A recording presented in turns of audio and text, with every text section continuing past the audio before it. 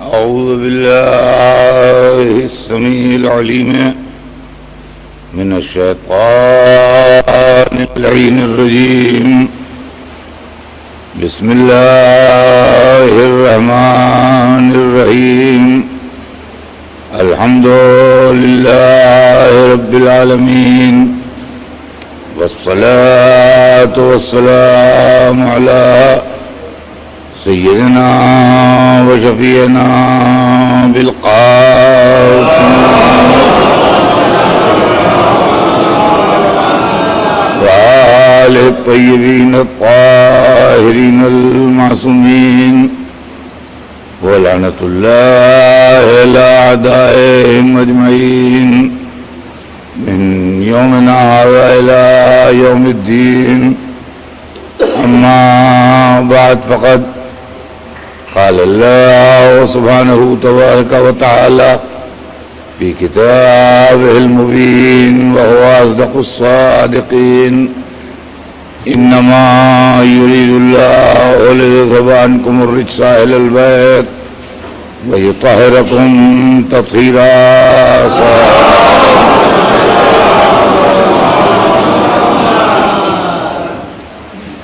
خداوند عالم قرآن مجید میں ارشاد فرما رہا ہے کہ یقیناً اللہ نے یہ وعدہ کر لیا ہے اہل بیت کہ آپ سے ہر طرح کی برائی کو، ہر طرح کی گندگی کو، ہر طرح کے رجس کو، ہر طرح کے عیب کو دور رکھے اور آپ کو اس طرح پاک و پاکیزہ رکھے جو پاک و پاکیزہ رکھنے کا حق ہے. عزیزان گرامی، آپ کو یہ اندازہ ہے کہ یہ مجلس ایک مخصوص عنوان کے تحت ہو رہی ہے، اور اسی عنوان کی مناسبت سے میں نے یہ آیت شروع کی ہے، اس لیے کہ یہ آیت تطہیر کے نام سے مشہور ہے، جس کے اندر اللہ نے اہل بیت رسول کی طہارت و پاکیزگی کا صاف صاف لفظوں میں اعلان کیا ہے. مگر انفارچونیٹلی، بدقسمتی سے عالم اسلام میں اس آیت کی تفسیر جو ہے اس میں اختلاف ہے. کچھ مسلمانوں کا خیال یہ ہے کہ آیت تطہیر سے مراد 14 معصومین ہیں، جن میں 5 حضرات آیت تطہیر کے نازل ہوتے وقت موجود تھے: رسول خدا مولا علی، جناب سیدہ امام حسن، امام حسین علیہ السلام،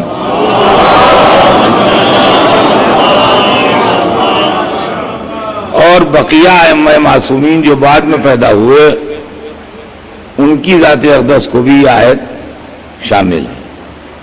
ایک گروہ کا خیال یہ ہے. ایک گروہ کا خیال یہ ہے کہ نہیں، اس سے ائمہ اثنا عشر مراد نہیں ہیں، اس سے رسول اللہ بھی مراد نہیں ہے.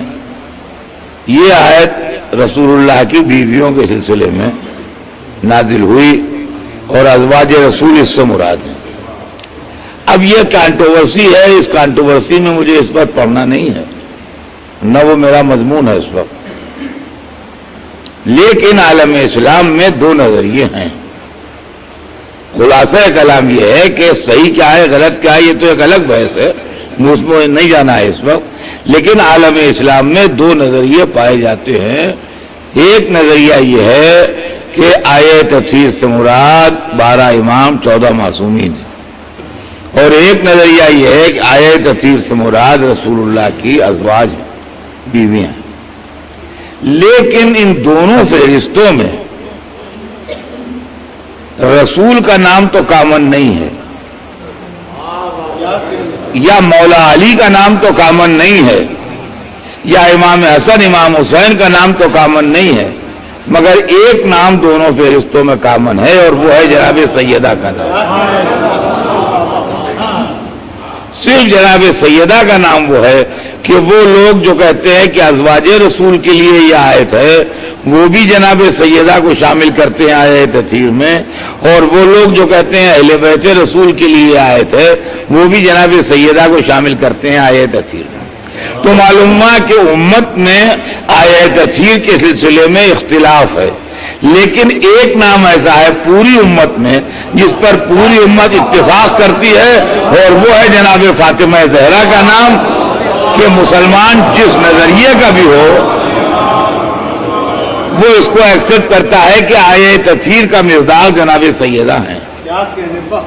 تو اس کا مطلب یہ ہوا کہ پوری امت مسلمہ کا اس بات پر اجماع ہے، اور پوری ملت مسلمہ ایک ہی بات کہہ رہی ہے کہ جناب سیدہ جو ہیں وہ یقیناً آیہ تطہیر کی مصداق ہیں، اور اللہ نے ان کی پاکیزگی و طہارت کا اعلان فرمایا ہے۔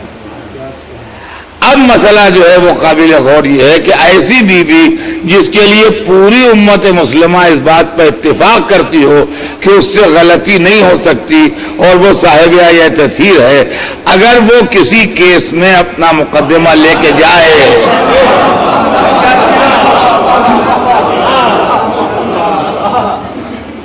عالم اسلام کا یہ مسئلہ بڑا کانٹروورشل مسئلہ تو ہے، لوگ کہتے ہیں کہ کانٹروورشل ہے، کانٹروورشل مسئلہ تو ہے، اور کانٹروورشل کا جہاں تک سوال ہے، کانٹروورشل سے آپ کو گھبرانا یا ڈرنا نہیں چاہیے۔ اس کی وجہ یہ ہے کہ خاندانوں میں، دوستوں میں، رشتہ داروں میں، شہروں میں سینکڑوں معاملے ایسے ہوتے ہیں جو کانٹروورشل ہوتے ہیں، جس کا جس جائیداد پر، جس پراپرٹی پر حق ہوتا ہے، یا جو آدمی کلیم کرتا ہے، اس کے اور سامنے والے کے بیچ میں کانٹروورسی تو ہوتی ہے اور مقدمے بازی بھی ہوتی ہے۔ محض یہ سوچ کے کہ یہ ہمارا بھائی ہے ہم کیس نہ دائر کریں،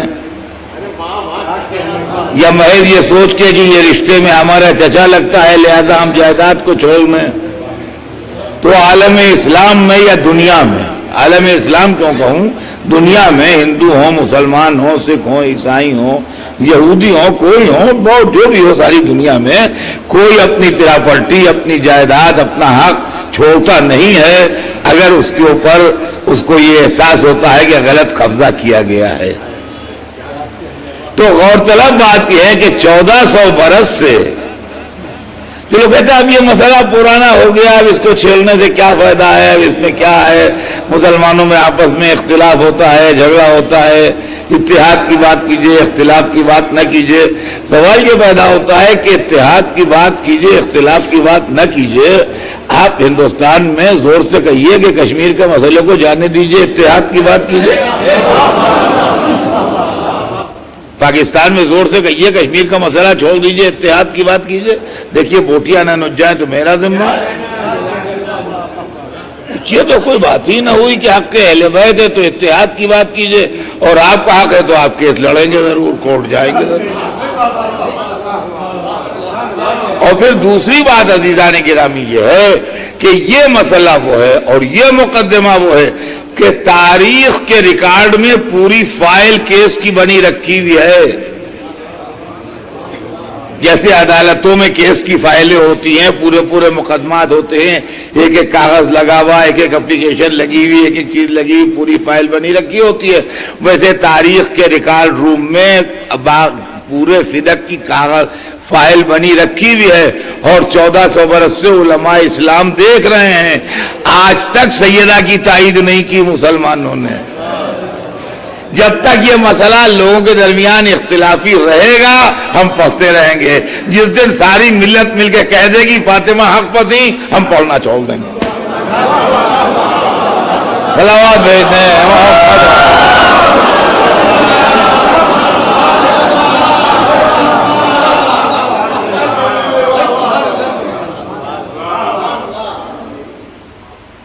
تو عزیزان گرامی چند مسئلے اس کے اندر غور طلب ہیں، اور میں یہ چاہتا ہوں کہ جو آپ لوگ تشریف لائے ہیں اس کو سننے کے لیے، یہ اس کو سمجھنے کے معاملہ ہے کیا، اور اس کی تاریخی حقیقت کیا ہے، اس کی مذہبی حقیقت کیا ہے، اس کی شرعی حیثیت کیا ہے، یہ تمام چیزیں جو ہے سامنے ہیں۔ پہلی بات تو یہ ہے کہ ایک غلط فہمی اور ایک مس انڈرسٹینڈنگ دور کیجیے۔ غلط فہمی اور مس انڈرسٹینڈنگ مجھے نہیں معلوم کیسے پیدا ہوئی، لیکن ایک لفظ کے ذریعے پیدا ہوئی، اور وہ یہ کہ ہماری قوم میں لفظ مشہور ہے باغ فدق۔ باغ فدق،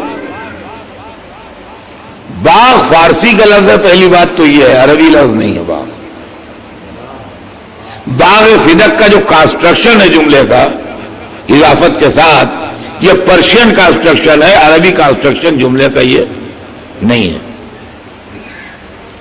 باغ سے یہ تصور پیدا ہوتا ہے کہ کوئی باغ ہوگا، جیسے آموں کا باغ ہوتا ہے، امرود کا باغ ہوتا ہے، کشمیر میں سیب کے باغات ہیں، ناگپور کی طرف آپ جائیے تو سنترے کے باغات ہیں، کوسٹل ایریا میں جائیے ناریل کے باغات ہیں۔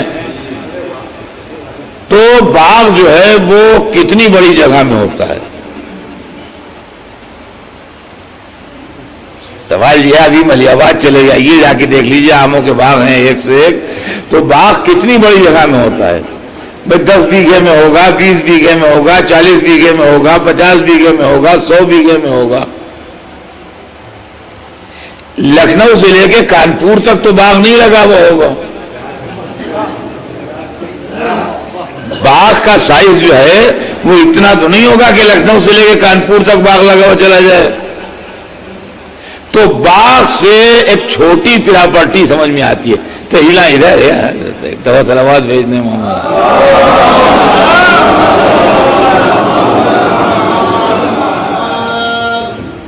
بسم اللہ۔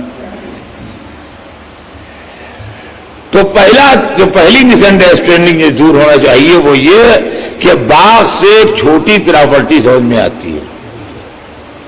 باغ فدق، ارے کھجور کے درخت ہوں گے، 10-20 درخت ہوں گے، 150 درخت ہوں گے، 100-150 درخت ہوں گے، اور کتنے ہوں گے۔ فدق باغ نہیں تھا بلکہ فدق علاقہ تھا۔ فدق علاقے کا نام ہے، باغ کا نام نہیں ہے۔ جیسے روہیل کھنڈ، بندیل کھنڈ، پوروانچل، اودھ، یہ کوئی باغ نہیں ہے، یہ علاقے ہیں پورے پورے۔ اس کے اندر کافی بڑی زمینیں ہیں، سینکڑوں مربع میل کے اندر پھیلے ہوئے ہیں۔ یہ فدق ایک علاقہ تھا۔ اب یہ علاقہ آیا کہاں سے؟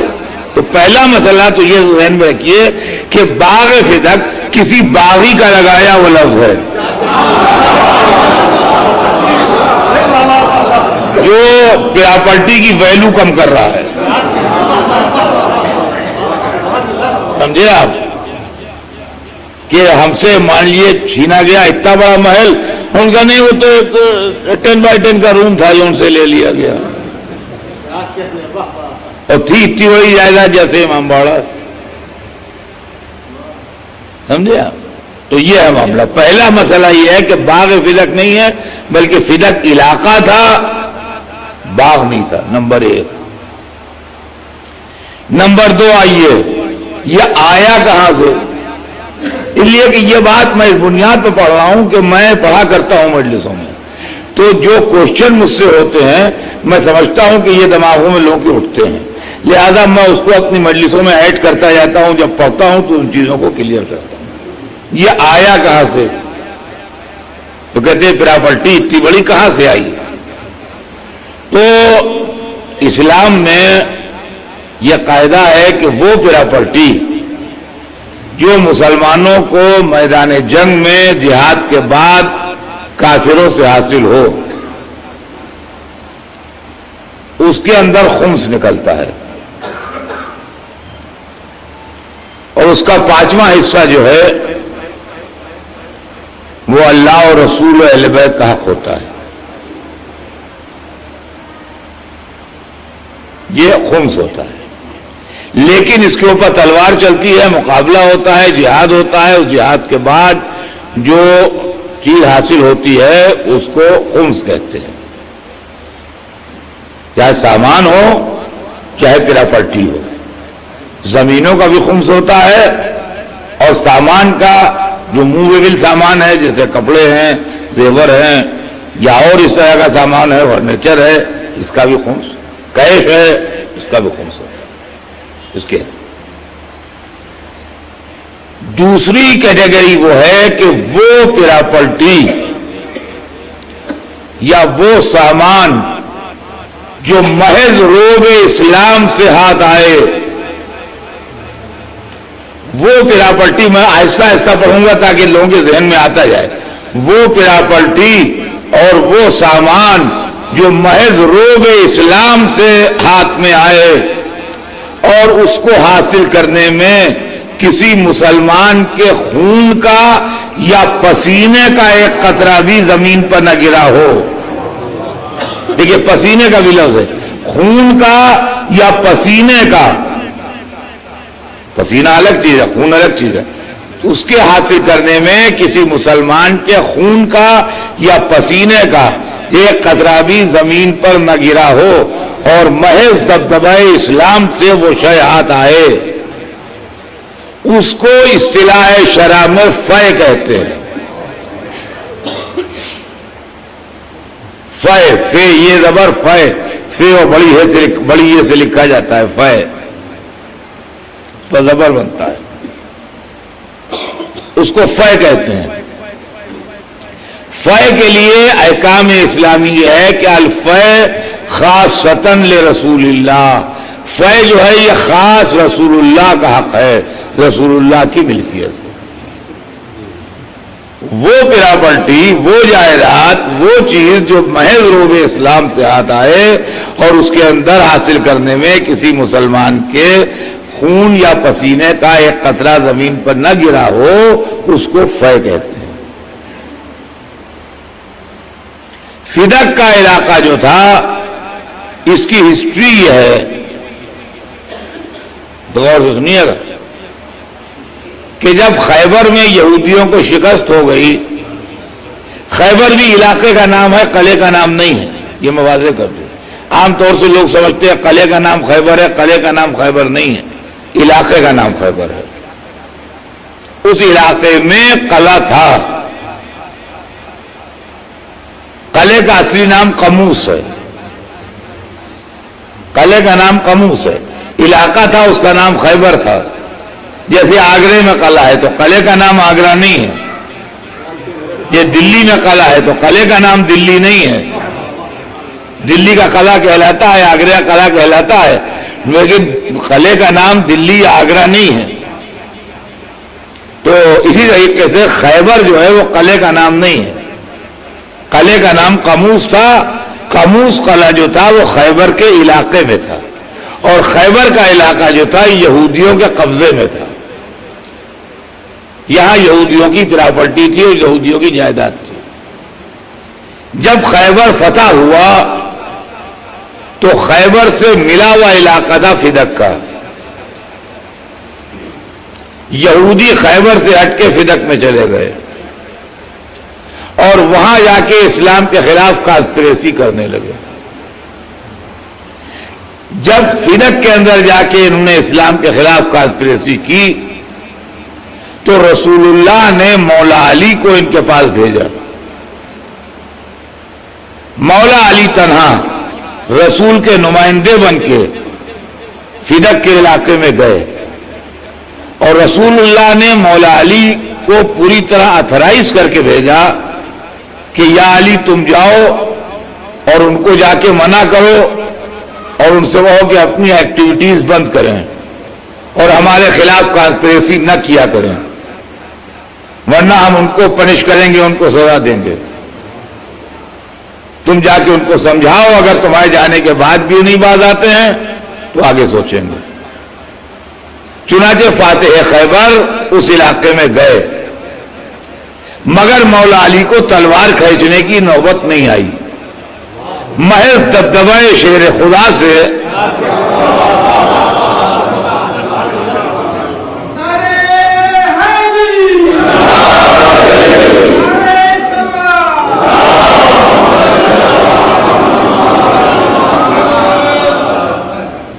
محض دبدبہ شیر خدا سے وہ لوگ کم ہو گئے اور وہ آئے مصالحت کرنے کے لیے، اور انہوں نے آنے کے بعد یہ بات کہی کہ اس علاقے میں سے آدھا ہم آپ کو دے دیں گے، آدھا اپنے پاس رکھیں گے، اور اگر اس کے بعد بھی ہم کانسپریسی کرتے ہوئے پکڑے گئے تو آپ کو اختیار ہوگا وہ آدھا علاقہ بھی ہم سے لے لیجئے، ورنہ آدھا علاقہ ہمارے رہنے کے لیے کھانے پینے کے لیے چھوڑ دیجئے اور آدھا علاقہ آپ لے لیجئے۔ حضرت علی نے اس تجویز کو منظور فرمایا، اس کو منظور فرما کے اس کی لکھا پڑھی ہو گئی، لیکن یہ ضرور فرما دیا کہ میں تو اس کو منظور کر رہا ہوں اور رسول نے مجھے اعتراض بھی کیا ہے، مگر یہ بالکل فائنل جب ہی ہوگا جب رسول بھی اس کو منظور کریں گے۔ مولا علی وہاں سے یہ فیصلہ کر کے خدمت سرور کائنات میں مدینے میں حاضر ہوئے اور آنے کے بعد پوری روداد بتائی۔ چونکہ سرور کائنات مولا علی کو ٹوٹلی اتھرائز کر چکے تھے اور حق دے چکے تھے، لہذا انہوں نے کہا کہ یا علی جو تم طے کر کے آئے ہو مجھے منظور ہے اور میں بھی اس کو ایکسپٹ کرتا ہوں۔ اب چلیے رسول کی مہر بھی اس کے اوپر لگ گئی اور معاملہ کنفرم ہو گیا۔ اب یہ طے ہو گیا کہ آدھا علاقہ رسول کے قبضے میں ہے اور آدھے علاقے میں یہودی رہیں گے۔ جب یہ پراپرٹی اس طرح رسول کے قبضے میں آ گئی تو اب قرآن میں آیت نازل ہوئی کہ وَآتِ ذِی الْقُرْبَى حَقَّهُ، یہ آیت آج بھی ہے قرآن میں، اس لیے قرآن میں جو آیتیں نازل ہوئی وہ کہیں کہیں نہیں، وہ ہے قرآن میں، یہ قرآن میں آیت آج بھی موجود ہے۔ یہ آیت نازل ہوئی کہ وَآتِ ذِی الْقُرْبَى حَقَّهُ، ذوی القربا کو ان کا حق دے دیجئے۔ رسول خوب جانتے تھے کیا مطلب ہے، معاذ اللہ ایسا نہیں ہے کہ رسول کے علم میں نہ تھا، لیکن پوچھا اس لیے کہ تاریخ بنے، سوال اس لیے کیا کہ تاریخ بنے۔ آپ نے فرمایا کہ جبرائیل میری طرف سے رسول اللہ سے سوال کرو کہ کس کو کیا دے دوں۔ یہ جو حکم خدا آیا ہے کہ ذوی القربا کو ان کا حق دے دیجئے، یہ تو کچھ مجمل سا حکم ہے، لہذا اللہ سے پوچھو میری طرف سے کہ کس کو کیا دے دوں۔ تو جبرائیل نے اللہ سے پوچھا کہ حبیب آپ کے سوال کر رہے ہیں کہ کس کو کیا دے دوں، تو وہاں سے جواب آیا کہ کہہ دو کہ فاطمہ کو فدک دے دیجئے۔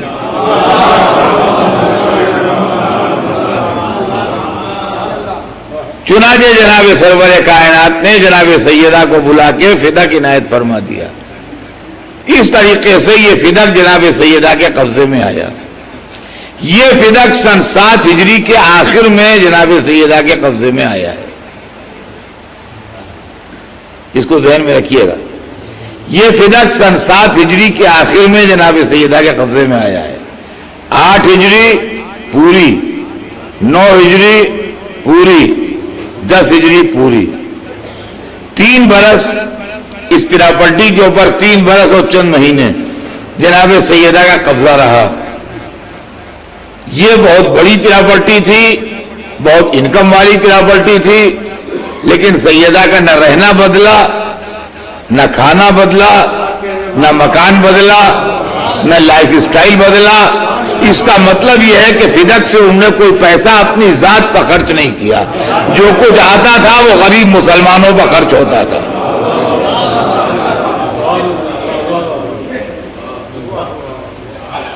ورنہ 3 برس تک آدمی کسی بڑی جائیداد کا مالک رہے اور اس کے بعد اس کا لائف سٹائل چینج نہ ہو اور اس کا کھانا پینا رہنا سہنا لباس اور دوسرے معاملات جو ہیں بالکل ویسے ہی رہیں، یہ عقل میں آنے والی بات نہیں ہے۔ لیکن معصوم عالم کی زندگی کے اندر کوئی تبدیلی نہیں آئی۔ اس کا مطلب یہ ہے کہ جتنا بھی فدک سے آتا تھا وہ سب غریب مسلمانوں میں تقسیم ہوتا تھا اور محتاجوں اور ضرورت مندوں اور پریشان حالوں میں بانٹ دیا جاتا۔ اس طریقے سے پراپرٹی کا پیسہ جو تھا وہ غرباء مستحقین میں تقسیم ہوتا۔ اب یہ مسئلہ تو یہ کلیئر ہوا کہ آیا کہاں سے۔ اب دوسرا مسئلہ بھی کلیئر ہو جائے تب میرا بیان شروع ہوا. ابھی میرا بیان نہیں شروع ہوا ہے, یہ سمجھ لیجیے. ہاں یہ تو ابھی تو مقدمات ہے, جو دماغ میں جو شوشے اٹھتے ہیں بعد میں, تو بجائے اس کے کہ بعد میں آپ وہاں ہم سے پوچھیے, ہم یہیں کیوں نہ کلیئر کریں. اب اس کے اندر ایک دوسرا کوشچن ہوتا ہے, وہ یہ کہ چلیے یہ تو ٹھیک ہے کہ آیا کہاں سے. اب یہ جب جناب سیدہ سے لے لیا گیا تو گیا کہاں؟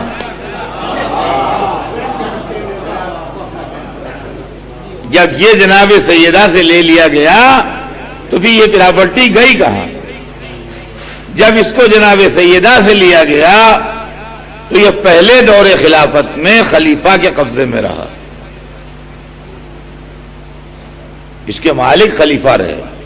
جبکہ جناب سیدہ سے یہ کہہ کے لیا گیا تھا کہ یہ رسول اللہ کا ترکہ ہے اور یہ صدقہ ہے, تو صدقے کو تقسیم ہونا چاہیے, انٹیکٹ کسی کے قبضے میں نہیں رہنا چاہیے. صدقہ جو ہے میرے پاس اگر آپ کہیے لا کے دے دیجئے مجھے کہ حضرت صاحب یہ صدقہ ہے, تو میں فطرہ لیے بیٹھا رہا ہوں سال بھر تک, یہ جائز نہیں ہے. ٹھیک ہے, آپ یہ غریبوں کا حق ہے تو غریبوں میں بٹنا چاہیے, ضرورت مندوں میں بٹنا چاہیے.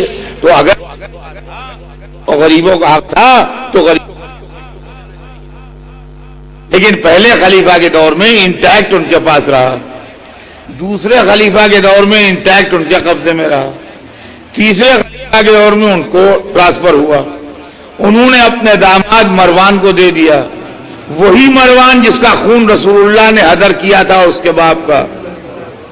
اس کے بعد یہ فدق بنی امیہ میں چلتا رہا, اور بنی امیہ کے بعد بنی عباس کے قبضے میں گیا, اور بنی اس طریقے سے پراپرٹی جو تھی یہ منتقل ہوتی رہی اور یہ اہل بیت تک واپس.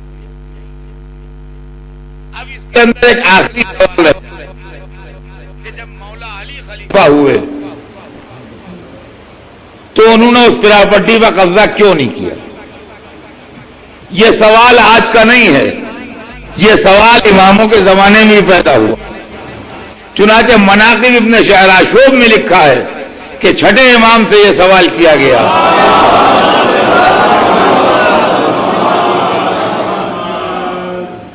کہ مولا علی نے اپنے زمانے میں اس پراپرٹی کو واپس کیوں نہیں لیا.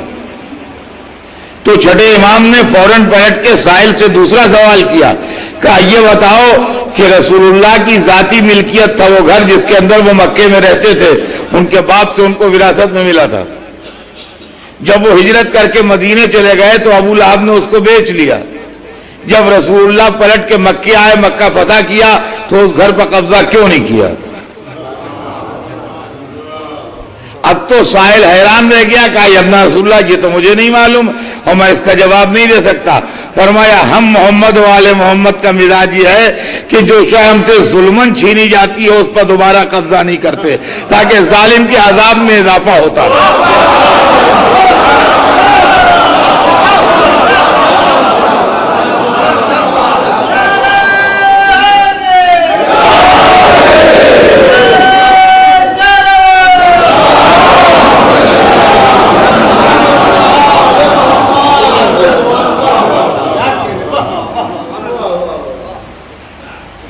اب یہ چھوٹی چھوٹی باتیں ہیں, اور یہ میں نے اس لیے آپ کی خدمت میں عرض کر دیں کہ اکثر و بیشتر یہ لوگ سوال کرتے ہیں.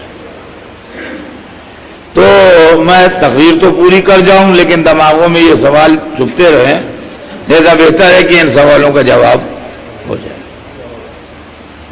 اب آئیے اصل مسئلے پر تھوڑی گفتگو ہو جائے,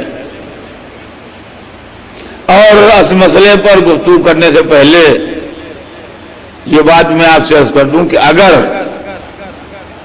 تعصب اور جانبداری سے قطع نظر کر کے محض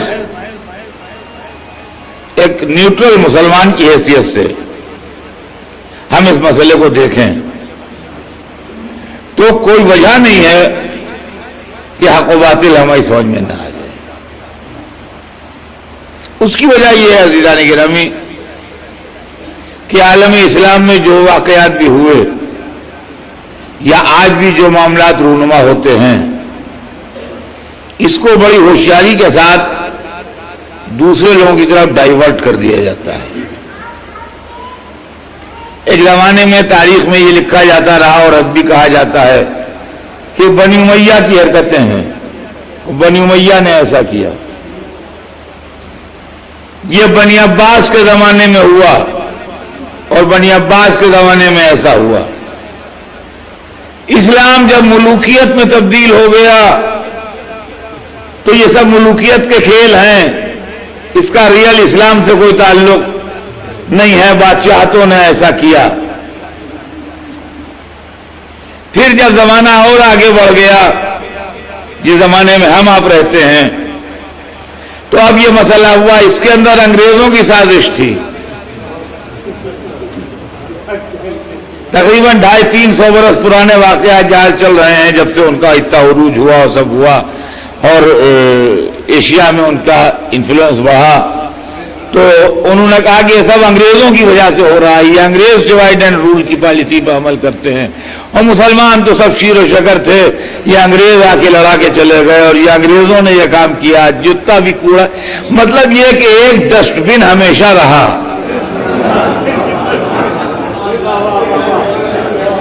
سمجھے آپ کہ جو کوڑا ہوا وہ لے جا کے اس میں ڈال دیا۔ تو کبھی بنی امیہ رہے ڈسٹ بن، کبھی بنی عباس رہے ڈسٹ بن، کبھی ملوکیت رہی ڈسٹ بن، کبھی انگریز رہے ڈسٹ بن۔ اب سیکنڈ گریٹ وار کے بعد جبکہ انگریزوں کا چراغ بھی تھوڑا مدھم ہو گیا، تو اب آج کل یہ ہے کہ اسرائیل کی سازش یہ ہے، امریکہ کی سازش ہے۔ یہ جو کچھ حرکتیں ہیں یہ امریکہ کروا رہا ہے اور یہ جو حرکتیں ہیں یہ اسرائیل کروا رہا ہے۔ مجھے نہ اسرائیل سے کوئی دلچسپی ہے، نہ امریکہ سے کوئی دلچسپی ہے، نہ انگریزوں سے کوئی دلچسپی ہے، نہ ملوکیت کے میں فیور میں ہوں، نہ بنی امیہ بنی عباس کے فیور میں ہوں۔ میں سب کو کنڈم کرتا ہوں، لیکن جس زمانے میں یہ واقعہ ہوا ہے فدق کا، نہ انگریز تھے، نہ اسرائیل تھا، نہ امریکہ تھا، نہ بنی امیہ تھے، نہ بنی عباس تھے، نہ ملوکیت تھی۔ ایک طرف رسول کا سب سے چہیتا صحابی تھا، دوسری طرف رسول کی اکلوتی بیٹی تھی۔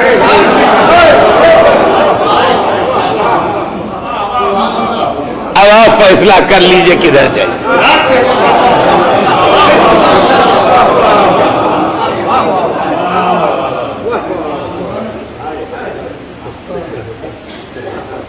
اب آپ فیصلہ کر لیجئے کدھر جائے۔ اس لیے کہ یہ کہیے کہ بنی امیہ نے یہ حرکت کروا دی، اس وقت بنی امیہ کی کوئی پوزیشن نہیں تھی۔ جناب سیدہ کی زندگی میں بنی امیہ کوئی پوزیشن حاصل نہیں کر پائے تھے۔ بنی عباس نے کر دیا، بنی عباس کو وجود نہیں تھا۔ عبداللہ ابن عباس اس زمانے میں بالکل ینگ تھے، لڑکے سے تھے، جن کی نسل سے بنی عباس ہیں۔ انگریز اس زمانے میں نہیں تھے، امریکہ اس زمانے میں ڈسکور نہیں ہوا تھا، ریڈ انڈینز وہاں رہتے ہوں گے جو بھی رہتے ہوں گے۔ ہاں، اسرائیل قائم نہیں ہوا تھا، اسرائیل سن 48 میں قائم ہوا، 1948 میں۔ اسرائیل کا کوئی وجود اس وقت نہیں تھا۔ یا صحابہ کرام تھے یا اہل بیت پاک تھے۔ میں سب کے ٹوٹل احترام کے ساتھ بات کر رہا ہوں، لیکن یہ بات غور طلب ہے کہ کیا ہم یہ کہہ کے خاموش ہو جائیں کہ ہم اس معاملے میں نہیں پڑیں گے، تو یہ مسئلے کا حل تو نہیں ہے، یا فیصلہ کرنا پڑے گا۔ لیکن سوال یہ پیدا ہوتا ہے کہ جتنے یہاں بیٹھے ہیں، آپ کے بعد آپ سے سب سے کلوز کون ہے یہ بتائیے؟ آپ کے بعد جو دوسرا نام لکھا جائے گا وہ کس کا نام لکھا جائے گا؟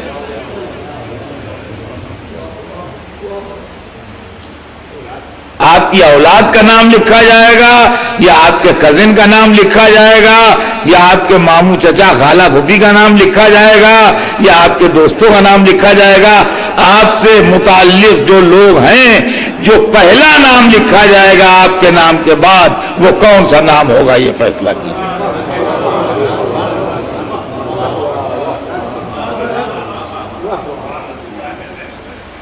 پہلا نام آپ کے نام کے بعد کون لکھا جائے گا؟ تو ان کا اگر اولاد ہوگی تو اولاد ہی کا نام لکھا جائے گا، ہر اعتبار سے، شرعن، قانوناً، مذہباً، اخلاقاً، سماجی ضروریات کے تحت جو بھی کہہ لیجئے آپ، ہر اعتبار سے باپ کے بعد بیٹے کا نام، بیٹا نہ ہو تو بیٹی کا نام، جو بھی اولاد ہو اس کی اس کا نام لکھا جائے گا۔ تو ساری دنیا کے کروڑوں اربوں بلینز اور ٹریلینز مسلمان رسول سے متعلق ہیں، لیکن رسول کے بعد نیکسٹ نام جو ہوگا وہ نہ مولا علی کا ہو سکتا ہے، نہ امام حسن کا ہو سکتا ہے، نہ امام حسین کا ہو سکتا ہے۔ نیکسٹ نام جو رسول اللہ کے بعد لکھا جائے گا وہ جناب سیدہ کا نام ہوگا۔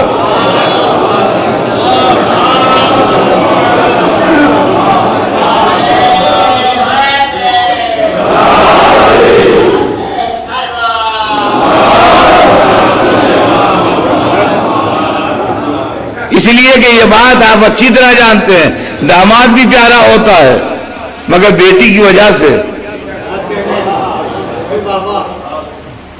پوتا پوتی بھی پیارے ہوتے ہیں بیٹے کے رشتے سے، نواسا نواسی بھی دل کا ٹکڑا ہوتے ہیں بیٹی کے رشتے سے۔ تو پہلی پوزیشن جو ہے وہ بیٹے بیٹی کو ہوتی ہے، اس کے بعد بھی داماد بھی ہے، بہو بھی ہے، نواسے بھی ہیں، پوتے بھی ہیں، نواسیاں بھی ہیں، پوتیاں بھی ہیں، سارا خاندان ہے، سب کچھ ہے، پورا گھر ہے، پوری فیملی ہے ماشاءاللہ، لیکن پہلا جو ہے نام وہ ہے۔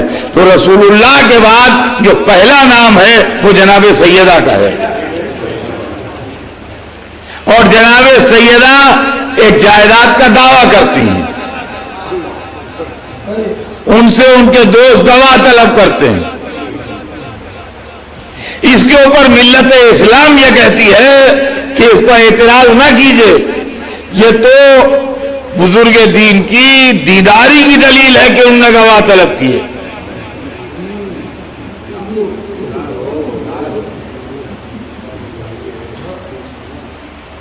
کیوں کہ اسلام میں سب برابر ہے؟ بالکل صحیح، بالکل صحیح، مگر دیکھیے ایک بات ہے، میں زندگی کی مثالیں دیتا ہوں، خیر آج کی بات نہیں ہے، لیکن ان حضرات نے ایک میلاد کیا تھا، ہم پڑھے تھے اس میں، بعد میں پلاؤ کھلایا تھا۔ آج نہیں ہے، مطلب آج خیال نہ فرمائیے گا، آج تو مجلس غم ہے، میلاد کا موقع تھا، پلاؤ کھلایا تھا۔ تو آپ کچھ پکائیے، پلاؤ کی دیگ پکائیے، تو اگر تھوڑا بیفور ٹائم اتار لیجئے تو چاول کچے رہ جائیں گے، اور جتنی دیر اس کو پکانا چاہیے اگر 2 گھنٹے اور پکا دیجئے اور آگ جلتی رہے تو معلوم اندر سے وہ دیگ بالکل کالی جلی ہوئی، ان کا سب جل گیا۔ تو اتنی آنچ نہیں ہونا چاہیے کھانا جل جائے۔ دیداری اپنی جگہ پر ہے، لیکن آپ مجھ سے میں کوئی بات کہوں، آپ کہیے اطہر صاحب دلیل کیا ہے؟ میں کہوں گا صاحب یہ حدیث ہے، ٹھیک ہے، آپ مجھ پر اعتبار نہ کیجئے، دلیل پوچھئے مجھ سے، ٹھیک ہے، یہ دیداری کی علامت ہے، تو حدیث ہے، ان کا ایک حدیث کے صحیح ہونے کی دلیل کیا ہے؟ کہا قرآن کی آیت ہے، چلیے یہ بھی ٹھیک ہے۔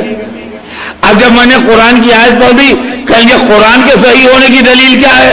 باپ گئے آپ کام سے، اس لیے کہ آپ اتنے بڑے ہو گئے کہ قرآن کی صحت پر دلیل لیجیے گا۔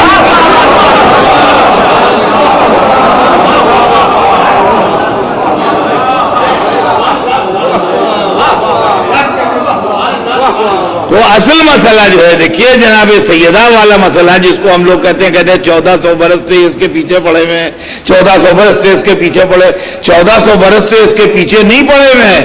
آپ اس مسئلے کو سمجھیے کیا ہے. ایک سینٹر آف گریویٹی ہوتی ہے ایک چیز، وہ ڈسٹرب ہو جائے تو پوری بلڈنگ کولیپس ہو جاتی ہے. سمجھے آپ؟ سینٹر آف گریویٹی اگر کولیپس ختم ہو جائے، ڈسٹرب ہو جائے تو پوری بلڈنگ کولیپس ہو جائے گی. یہ پوری ڈاٹ جو ہے یہ ختم ہو جائے گی اگر سینٹر آف گریویٹی جو ہے وہ ڈسٹرب ہو جائے گا. سمجھے آپ سمجھ لیجئے مسئلہ کیا ہے. مسئلے کو سمجھ لیجئے کیا ہے. جناب سیدہ کون ہیں؟ اس لیے کہ اگر جناب سیدہ نے غلطی کی تو آیہ تطہیر سے غلطی ہوئی. اگر آیہ تطہیر سے غلطی ہوئی تو قرآن میں غلطی پکڑی گئی. اگر قرآن میں غلطی پکڑی گئی تو جس مذہب کی مذہبی کتاب غلطی کرے وہ دین صحیح نہیں ہو سکتا. تو بات سیدہ سے جائے گی، پورے اسلام کو کولیپس کر دے گی.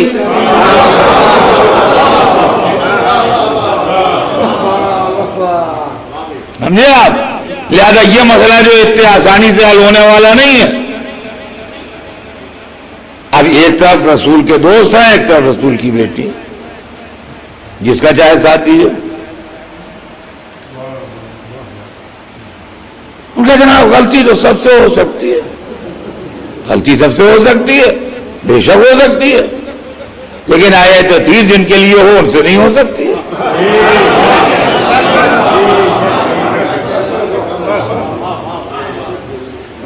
اور دوسری بات یہ ہے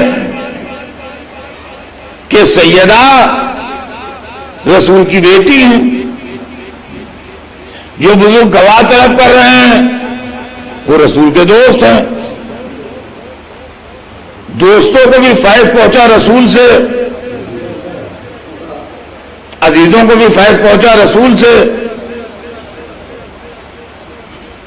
تو جو رسول اپنی بیٹی کو اتنا دیندار نہ بنا سکا کہ وہ اس کے مرنے کے بعد جائیداد کا غلط دعویٰ کر دے، وہ اپنے دوستوں کو کیا دیندار بنائے گا کہ حق و صداقت کا حق پہنچائے.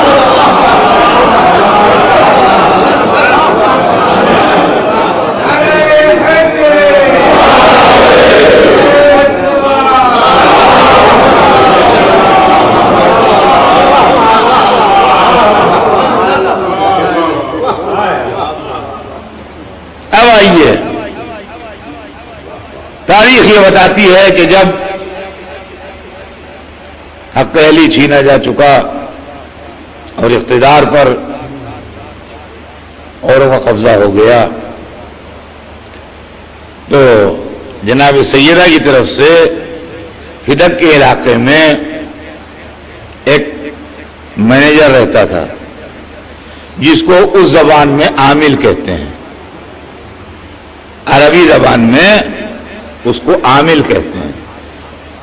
وہ مینیجر کہیے یا عامل کہیے، وہ بات عربی اور انگریزی کی ہے، مطلب جو انتظامات وہاں کے دیکھتا ہے. عربی زبان میں عامل کہا جاتا ہے. تو جناب سیدہ کی طرف سے جو عامل تھا حکومت نے اس کو وہاں سے بھگا دیا اور کہا کہ تم جاؤ، یہ پراپرٹی جو ہے یہ حکومت نے قبضے میں لے لی ہے. وہ عامل وہاں سے نکل کے جناب سیدہ کے پاس آیا اور اس نے آن کے یہ اطلاع دی کہ حکومت کے لوگوں نے مجھے وہاں سے نکال دیا ہے اور اس پراپرٹی کے اوپر قبضہ کر لیا ہے اور کہا کہ یہ پراپرٹی حکومت نے لے لی ہے، تم یہاں سے واپس جاؤ. چنانچہ جناب سیدہ نے یہ طے کیا کہ وہ اس مسئلے کا پروٹیسٹ خود کریں گے اور یہ کیس لے کے عدالت میں خود جائیں گے. پہلی بات تو یہ ہے کہ جناب سیدہ نے مختلف موقعوں کے اوپر مختلف خدمتیں انجام دی ہیں. میدان جنگ میں اپنے باپ کو فرسٹ ایڈ دی ہے. جنگ احد میں رسول کے زخم دھلائے ہیں اور اس کے اندر راگ بھری ہے زخموں میں، جو کتابوں میں لکھا ہے. جیسے کہ سماجی کام کیے ہیں. ایک یہودی جو مسلمان ہو گیا تھا، کوئی اس کی بیوی کو غسل دینے والا نہیں تھا، ٹھنڈی رات تھی مدینے کی، جا کے اس کو غسل دیا ہے. اور ایکٹیویٹیز میں شامل ہوئی ہیں. یہودی کی لڑکی شادی میں گئی ہے، وہاں معجزہ دکھایا ہے. اپنے باپ کی حق و صداقت کو ثابت کرنے کے لیے بحکم خدا میدان مباہلہ میں گئی ہیں، اور قرآن مجید میں ان کے جانے کا ریکارڈ موجود ہے. اور اپنا کیس خود پلیٹ کرنے کے لیے کورٹ میں آئی ہیں. اس سے اس غلط فہمی کا ازالہ کر لیجئے کہ اسلام نے عورت کو گھر کی چڑیا بنایا ہے، وہ کہیں نکل کے نہیں جا سکتی. عورت پردے میں رہتے ہوئے اپنی عبادت کرتے ہوئے کیا کیا کر سکتی ہے. جناب سیدہ کی زندگی نمونہ ہے. پہلی بات تو یہ کہ یہ جو غلط فہمی پھیلائی جاتی ہے یہ سماجی حالات کی بنیاد کے اوپر ہے، اس کا تعلق مذہب سے. اب غور طلب بات یہ ہے کہ جس کے پاس علی جیسا وکیل ہو وہ خود پلیٹ کرنے آئے اپنا کیس کورٹ میں، یہ بات سمجھ میں نہیں آتی. بی بی اجازت ہے ہاتھ جوڑ کے پوچھوں کہ شہزادی آپ کے پاس جب علی جیسا وکیل موجود ہے تو آپ عدالت میں خود کیوں آئیں؟ ممکن ہے جواب دیں کہ علی بہترین وکیل ہیں، مگر میرے اور علی کے معاملے میں فرق ہے. اگر میں علی کو بھیج دیتی تو سارا الزام علی پہ آ جاتا. فاطمہ بیچاری گھر کی بیٹھنے والی کیا کریں، علی ان کی طرف سے ایک ایک سے لوٹتے پھرے تو کیا اپنے شوہر کو چھوڑ دیتی، کیا اپنا گھر تباہ کر لیتی، کیا کرتی؟ مجبور تھی. اس لیے کہ مولا علی سے رسول اللہ کا وہ رشتہ نہیں ہے جناب سیدہ کا جو رشتہ، وہ رشتہ نہیں ہے مولا علی سے جناب سیدہ سے رشتہ. چچازاد بھائی ہیں وہ صحیح ہے، داماد ہیں صحیح ہے، مگر اولاد نہیں ہے مولا علی رسول اللہ. جناب سیدہ اولاد بیٹی. تاریخ بتاتی ہے کہ جناب سیدہ کے گھر کا دروازہ مسجد میں کھلتا تھا، لیکن وہ اس دروازے سے داخل نہیں ہوئی. وہ اس دروازے سے داخل نہیں ہوئی، وہ اپنے گھر کے دروازے سے نکلی دوسرے دروازے سے گلی میں، اور مسجد کے مین گیٹ سے داخل ہوئی، تاکہ مسجد میں بیٹھنے والا کوئی مسلمان بھی یہ نہ کہے ہم نے دیکھا نہیں وہ گھر کے دروازے سے نکل کے آ گئی تھی، ہم تو ادھر کونے میں بیٹھے تھے. مسجد کے مین گیٹ سے داخل ہوئی، اور عالم یہ تھا کہ ایک طرف امام حسن تھے، ایک طرف امام حسین تھے. بنی ہاشم کی عورتیں ان کو اپنے گھیرے میں لیے ہوئے تھیں، اور مولا علی ان کے ساتھ تھے. بنی ہاشم کی خواتین ان کو اپنے حلقے میں لیے ہوئے تھیں، اور مولا علی ان کے پیچھے پیچھے ساتھ تھے. اس طریقے سے آ کے وہ دربار خلافت میں کھڑی ہوئی. تو خلیفہ نے یہ پوچھا کہ رسول کی صاحبزادی آپ کا تشریف لانا کیسے ہوا، کیسے آئی؟ تو آپ نے فرمایا کہ میرے بابا فدق کا علاقہ مجھ کو دے کے گئے تھے، ہبا کر گئے تھے مجھ کو. تم نے اپنا آدمی بھیج کے میرے عامل کو وہاں سے نکال دیا ہے. میں تم کو یہ بتانے آئی ہوں کہ یہ پراپرٹی میرے باپ مجھ کو دے کے گئے تھے، لہذا یہ پراپرٹی تم مجھے واپس کرو، اپنے آدمیوں کو وہاں سے واپس بلاؤ اور میرے عامل کو وہاں جانے دو. دعویٰ سمجھ میں آیا؟ بالکل سمپل دعویٰ ہے. اس کے اوپر خلیفہ صاحب نے کہا کہ رسول کی صاحبزادی آپ جو یہ فرما رہی ہیں کہ آپ کے باپ آپ کو دے کے گئے تھے، آپ کے پاس اس سلسلے میں کوئی گواہ ہے؟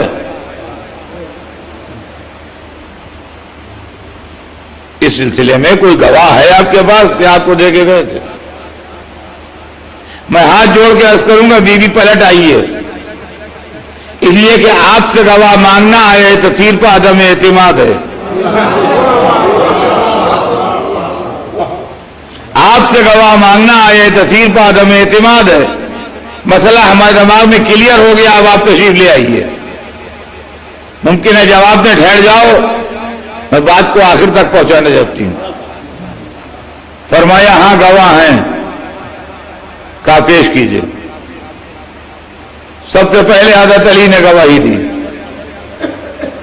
کہ میں گواہی دیتا ہوں کہ رسول اللہ نے اپنی بیٹی فاطمہ کو فدا خیبہ کیا ہے. اس کے بعد امام حسن آگے بڑھے، انہوں نے گواہی دی کہ میں گواہی دیتا ہوں کہ میرے نانا نے میری ماں کو اقرا پٹی ہبہ کی تھی. اس کے بعد امام حسین آگے بڑھے، انہوں نے کہا میں گواہی دیتا ہوں کہ میرے نانا نے میری ماں کو اقرا پٹی ہبہ کی تھی.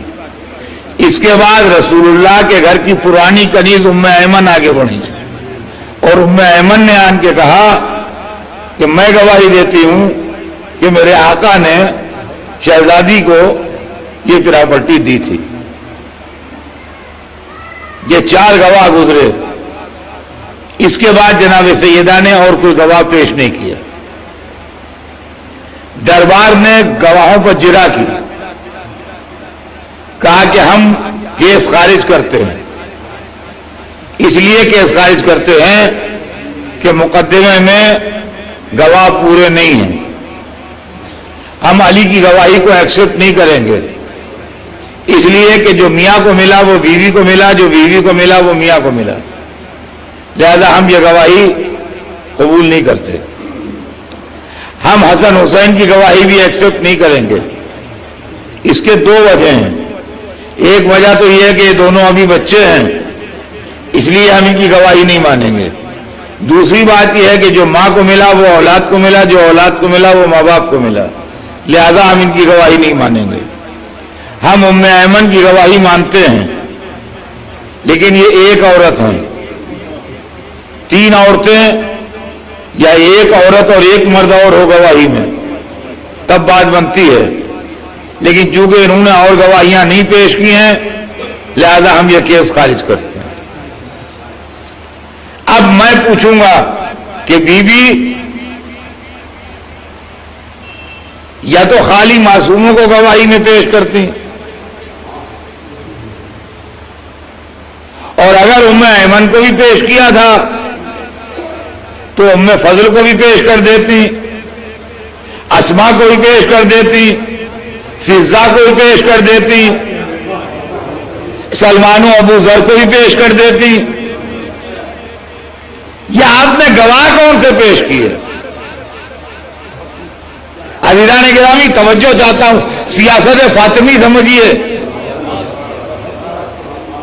یہ مسئلہ عجیب و غریب مسئلہ ہے، تاریخ اسلام میں صبح قیامت تک کا زندہ رہنے والا مسئلہ. اتنے مومنین جمع ہیں جو مجھے سننے آئے ہیں. میں کہتا ہوں یہ جتنے بیٹھے ہیں سب جھوٹے ہیں. میرا دماغ خراب ہو گیا، میں نے سب کے شان میں گستاخی کی. میں نے کہا جتنے بیٹھے ہیں سب جھوٹے ہیں. جتنے بیٹھے ہیں یہاں سے وہاں تک، باہر برآمدے میں بھی اور چبوترے میں بھی جو بیٹھے ہیں وہ بھی سب جھوٹے ہیں. آپ مجھ پر شرن چارج فریم کیجئے، اس جرم کا چارج فریم کیجئے مجھ پر. میں نے اتنے مومنوں کو بلا جرم و خطا جھوٹا کہا، میں فاسق ہو گیا. اب شریعت کہتی ہے کہ میرے پیچھے نماز نہیں پڑھی جا سکتی، اس لیے کہ میں فاسق ہوں. میں اگر چاند کی گواہی دوں، عید کا چاند میں نے دیکھا یا رمضان کا چاند دیکھا، نہیں مانا جائے گا. میں اگر کسی طلاق میں گواہ بننا چاہوں، طلاق واقع نہیں ہوگی، اس لیے کہ میں فاسق ہو گیا. یہ تو دنیا میں میرے ساتھ سلوک ہوگا. آخرت میں سب کا ہاتھ ہوگا، میرا گریبان ہوگا، وہ الگ معاملہ ہے کہ اتنے مومن فریاد کریں گے کہ بالے الہ انہوں نے ہم کو بے جرم خطا جھوٹا کہا تھا.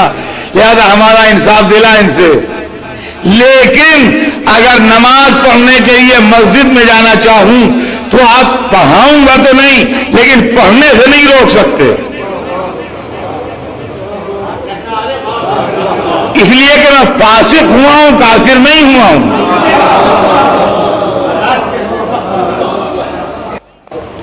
اگر میں نماز پڑھنے مسجد میں آ رہا ہوں آپ سب کو جھوٹا کہہ کے, تو نماز پڑھنے دی جائے گی, پڑھانے میں مشکل پڑے گی. لیکن میں آپ کو کچھ نہیں کہتا, میں کہتا ہوں قرآن جھوٹا ہے, اب مسجد میں نہیں جا سکتا.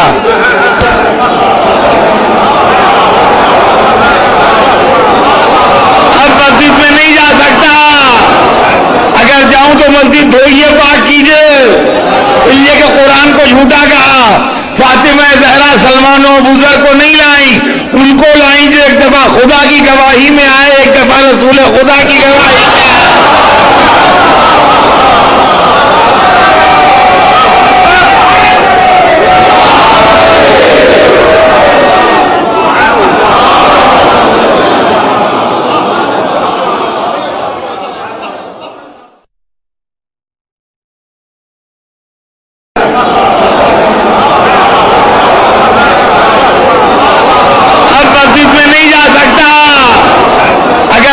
مسجد دھوئیے, پاک کیجئے, اس لیے کہ قرآن کو جھوٹا کہا. فاطمہ زہرا سلمان و ابوذر کو نہیں لائیں, ان کو لائیں جو ایک دفعہ خدا کی گواہی میں آئے, ایک دفعہ رسول خدا کی گواہی میں آئے.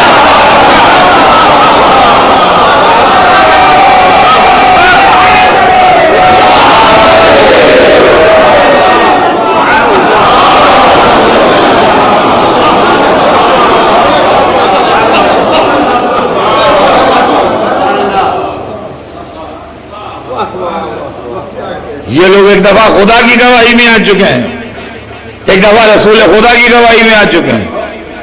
اب اگر یہ غلط ہے, میدان مباہلہ میں یہی لوگ تو تھے رسول کے علاوہ, تو اگر یہ غلط ہے تو بڑا مسئلہ پیچیدہ ہے. سیدہ نے پرابلم یہ کریٹ کر دی کہ علی کو لے آئیں. خلیفہ نے علی کی گواہی کو نہیں مانا, چلو ٹھیک نہیں مانا, ان کی سمجھ میں نہیں آیا, نہیں مانا انہوں نے. اس کا مطلب یہ ہے کہ علی سمجھ رہے تھے کہ سیدہ سچ بول رہی ہیں اور وہ گواہی دے رہے تھے کہ ان کا حق ہے, لیکن خلیفہ کے خیال میں فاطمہ کا دعویٰ اور علی کی گواہی مل کے بھی سچائی کے لیے خلیفہ کو مطمئن نہ کر سکی. اچھا 20 برس تک تو کوئی مسئلہ نہیں رہا, 22 برس تک ایک اسٹیج وہ آئی کہ جب لوگوں نے علی کو خلیفہ بنا لیا. اب مشکل یہ ہو گئی کہ جس خلیفہ نے گواہی دی وہ بھی خلیفہ اور جو جھٹلایا ہے وہ بھی خلیفہ, ان دونوں میں ایک ہی صحیح ہوگا, یا گواہی دینے والا یا جھٹلانے والا.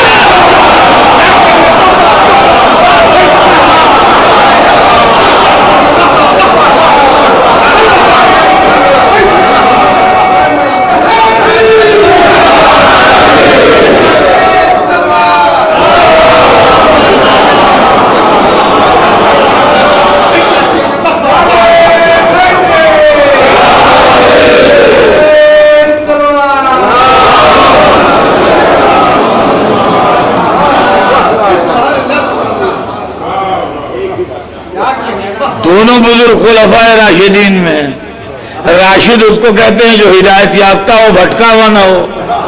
ان میں ایک ضرور کوئی بھٹکا ہوا ہے, یا جو گواہی رد کر رہا ہے وہ بھٹکا ہے, یا جو گواہی دے رہا ہے وہ بھٹکا ہے. دونوں نہیں ہو سکتے راشد کی فہرست میں. تو ایک مصیبت تو یہ ہے کہ علی آ گئے گواہی میں, دوسری مشکل یہ ہے کہ حسن و حسین آ گئے گواہی میں. انہوں نے آگے گواہی دی کہ میرے باپ ماں کو یہ جائیداد دے گئے تھے. اب قیامت کے دن یہ بھی ایک مصیبت آئے گی جب آدم روتے پیٹتے آئیں گے اللہ کے دربار میں کہ معبود میں نے وہ گیہوں کھایا تھا جو مجھ پر حرام نہیں تھا تو جنت سے نکال دیا گیا. ان دونوں نے اس پوری پراپرٹی کا دعویٰ کیا جو ان کی نہیں تھی تو سردار جنت بنائے گئے. ذرا انصاف کدھر گیا؟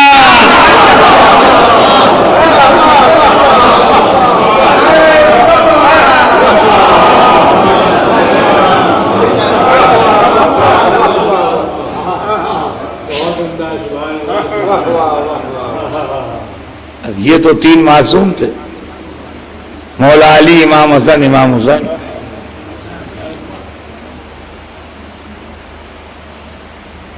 اب یہ ام ایمن کہاں سے آ گئی؟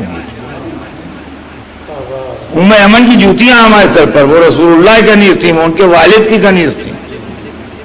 ہمارے لیے بہت بڑی چیز ہے، مگر جس بھیڑ میں آئی ہیں اس میں فٹ نہیں ہو رہی ہیں.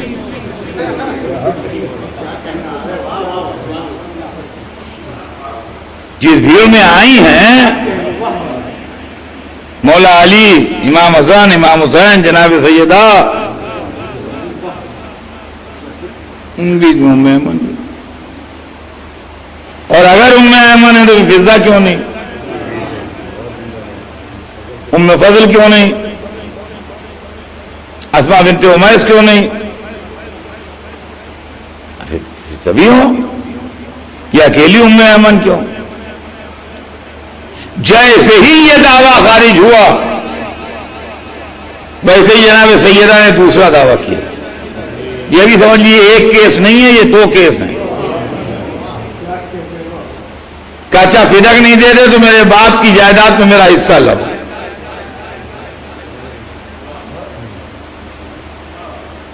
میرے باپ کی جائیداد میں میرا حصہ لو. رسول کی جائیداد میں جناب سیدہ کا حصہ میں آپ کو سمجھا دوں کتنا ہے. رسول کی جائیداد میں جناب سیدہ کے حصے کا فلسفہ یہ ہے کہ رسول اللہ کا جتنا ترکہ ہے وہ 8 برابر کے حصوں میں ڈیوائڈ کیا جائے گا. رسول کا جتنا ترکہ ہے وہ 8 ایکول پارٹس میں ڈیوائڈ کیا جائے گا. ان میں سے 7 پارٹ جو ہیں وہ جناب سیدہ کے ہیں. 7 حصے جناب سیدہ کے ہیں. اب بچا ایک حصہ، 8واں حصہ جو ہے وہ 9 ایکول پارٹس میں ڈیوائڈ کیا جائے گا. 8واں حصہ 9 ایکول پارٹس میں ڈیوائڈ کیا جائے گا اور اس کے بعد ایک ایک حصہ ان کی بیویوں کو ملے گا. یہ ہے رسول اللہ کی میراث کی تقسیم. اس لیے کہ اولاد کا مال ولد یعنی کسی شخص کی اگر اولاد موجود ہو تو زوجہ کا سمن ہوتا ہے یعنی 8واں حصہ. اور ما عدم الولد یعنی اگر اولاد نہ ہو تو ربع ہوتا ہے یعنی 4تھا حصہ. تو رسول ترکہ جو چھوڑ کے گئے تو اولاد بھی چھوڑ کے گئے. رسول جب دنیا سے گئے تو صاحب اولاد تھے، اولاد ان کی موجود تھی. لہذا جب اولاد موجود تھی تو اب بیوی کا حصہ جو ہے وہ 8واں بنا. اب 8ویں میں 9 بیویاں تھیں تو وہ 8واں حصہ 9 حصوں میں ڈیوائڈ ہوگا اور 7 حصے جو ہیں وہ جناب سیدہ کو ملیں گے. کلیئر ہوئی بات؟ رسول کی پراپرٹی کے 8 برابر سے حصے کیے جائیں گے، 7 حصے جناب سیدہ کو ملیں گے، 8ویں حصے کو 9 حصوں میں پھر ڈیوائڈ کیا جائے گا جو ایک ایک حصہ 9 ازواج کو ملے گا. تو کہا کہ میرے باپ کے جائیداد میں میرا حصہ لو. تو بزرگ نے فرمایا کہ بی بی ہم آپ کے باپ کی جائیداد میں آپ کو حصہ نہیں دیں گے. کہا کیوں نہیں دو گے؟ کہا ہم نے آپ کے باپ کو کہتے سنا ہے کہ نحن معاشر الانبیاء لا نرث ولا نورث بل ما ترکنا صدقہ. ہم گروہ انبیاء نہ وارث ہوتے ہیں نہ وارث بناتے ہیں بلکہ جو چھوڑ جاتے ہیں وہ صدقہ ہوتا ہے. پہلا میرا مسئلہ تو یہ ہے کہ مجھے اپنی پراپرٹی کے لیے کوئی بات کہنا ہے تو مجھے اپنی اولادوں سے کہنا چاہیے. کوئی آدمی میرے پاس اپنی پراپرٹی امانت رکھوائے ہوئے کسی نے میرے نام کر دی ہے, میں اس کا مالک نہیں ہوں, مجھے اپنے بچوں سے بتا دینا چاہیے کہ بھئی یہ گھر جو ہے یہ فلاں کا ہے, یا قانونی دشواری سے بچنے کے لیے میرے نام کر دیا گیا تھا, یہ میرا نہیں ہے, بعد میں کلیم نہ کرنا, فلاں کی اولادوں کو دے دینا. یہ پراپرٹی جو ہے یہ میری, یا یہ رقم جو رکھی ہوئی ہے بینک میں یہ فلاں مت کی ہے, یہ ادھر بھجوا دینا, یہ میری نہیں ہے, یہ میراث میں نہ بانٹ دینا. میں نے آپ سے کہہ دیا اور لڑکوں سے کہا نہیں. جن تک میری میراث جا نہیں رہی تھی ان سے تو کہہ دیا, اور جس کو میراث مل رہی تھی اس سے نہیں کہا. یہ بات رسول اللہ کو بیٹی سے کہنا چاہیے تھی, بیٹا ہمارے بات پراپرٹی کے لیے جھگڑا نہ کرنا, ہم بروز انبیاء وارث ہوتے نہیں نہ وارث بناتے ہیں.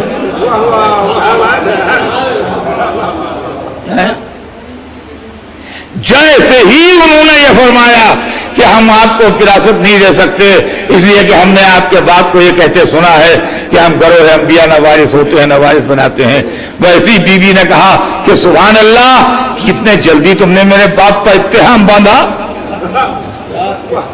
کیا میرا باپ خلاف قرآن کہے گا؟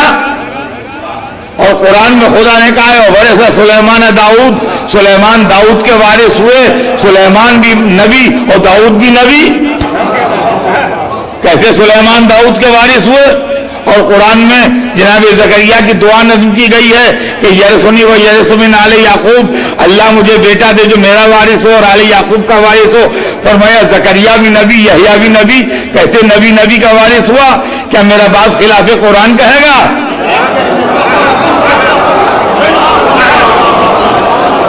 کیا میرا باپ خلاف قرآن کہے گا؟ فرمانے لگے اب یہ ہم کیا کہیں, ہم نے سنا ہے.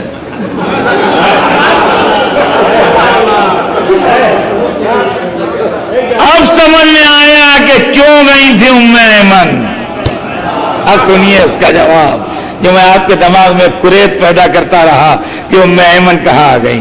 ام ایمن تھی جناب عبداللہ کی کنیز, اور رسول اللہ ان کے وارث ہوئے تھے. بعد میں ان کو آزاد کر دیا تھا مگر وہ رہی انہی کے ساتھ. تو حدیث کے دو ٹکڑے تھے, وارث ہوتے نہیں وارث بناتے نہیں. وارث ہوتے نہیں میں زندہ ثبوت ام ایمن آئی تھی, وارث بناتے ہیں میں قرآن کی دو آیتیں آئی. بھیج گئے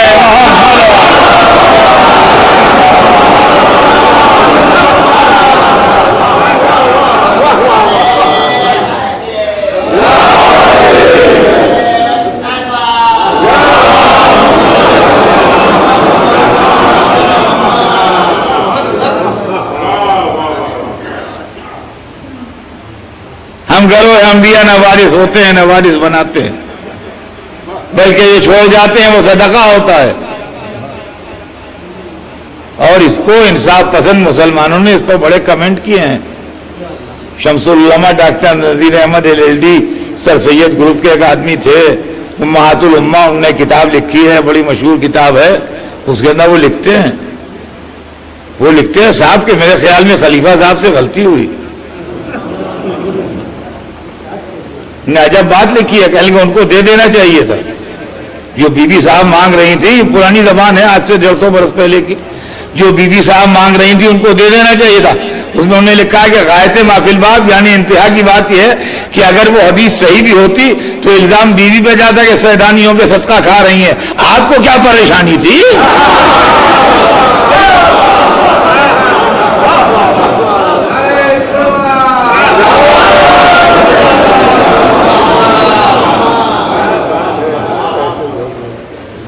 لیکن یہ حدیث تاریخ اسلام کے اندر آج بھی موجود ہے کہ وہ فرماتے ہیں کہ ہم نے, اور اس کے اکیلے راوی وہی ہیں, کوئی گواہ نہیں ہے, کہ ہم گروہ انبیاء نہ وارث ہوتے ہیں نہ وارث بناتے ہیں, بلکہ وہ چھوڑ جاتے ہیں وہ صدقہ ہوتا ہے. اور عزیزان گرامی, قرآن نے دوسری جگہ ایک دوسری آیت بھیجی سورہ مریم میں, وہ بھی سن لیجئے, عجب آیت ہے. ارشاد ہو رہا ہے تلک الجنت التی نورث من عبادنا من کان تقیا, یہ جنت وہ ہے جس کا وارث ہم ان کو بنائیں گے جو ہم سے ڈرتے ہوں گے. قرآن میں جنت کے لیے اللہ لفظ وراثت استعمال کر رہا ہے. جو خالق زبان و بیان ہے وہ جنت کے لیے نہ ملکیت استعمال کرتا ہے، نہ عطا استعمال کرتا ہے، نہ جزا استعمال کرتا ہے، وراثت استعمال کرتا ہے. کہیں یہ لفظ جان بوجھ کے تو نہیں استعمال کی گئی کہ قیامت کے دن جب امت رسول کے پاس آئے یا حضور جنت دلوائیے تو حضور کہیں بھائی جنت تو وراثت سے ملتی ہے اور ہم گروہ انبیاء نوارث ہوتے ہیں، نوارث بناتے ہیں.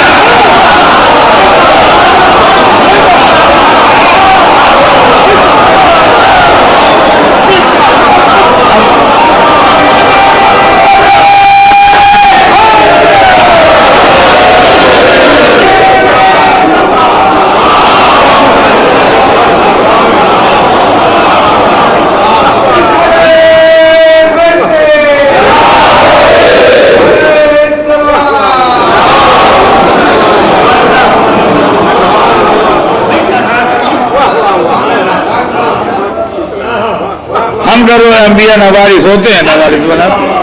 ہم سے جنت سے مطلب ہی کیا ہے؟ شاید اللہ نے بھی انتقام لیا، نہ تو فدق ہم جنت کا وارث بنائیں گے.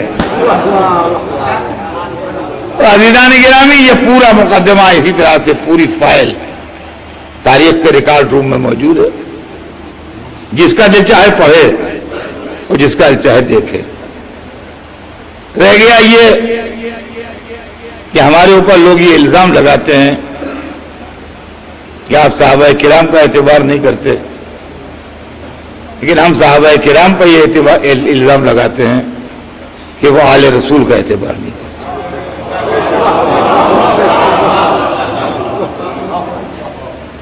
رسول کی بیٹی، رسول کا داماد، رسول کے دونوں نواسے، جن کو رسول مباہلے میں لے گئے، جن کو رسول چادر تطہیر میں لے کے بیٹھے، جس گھر میں رسول رہتے تھے اسی گھر میں وہ لوگ رہتے تھے، رسول دروازے پہ آ کے سلام کرتے تھے. اگر اس گھر والے گڑبڑ کر سکتے ہیں تو بھروسہ کس گھر پر کیا جائے؟ اب اعتبار کے قابل بھی کون رہ گیا؟ کہ میرا کیا بھروسہ اور آپ کا کیا بھروسہ اور ان کا کیا بھروسہ؟ جن نے رسول کی زبان چوسی تھی، اگر وہ قابل اعتبار نہیں ہے، جو پشت رسول پر حالت نماز میں بیٹھے تھے، اگر وہ قابل اعتبار نہیں ہے تو جنہوں نے نماز پیچھے پڑھی تھی وہ کیا قابل اعتبار ہے؟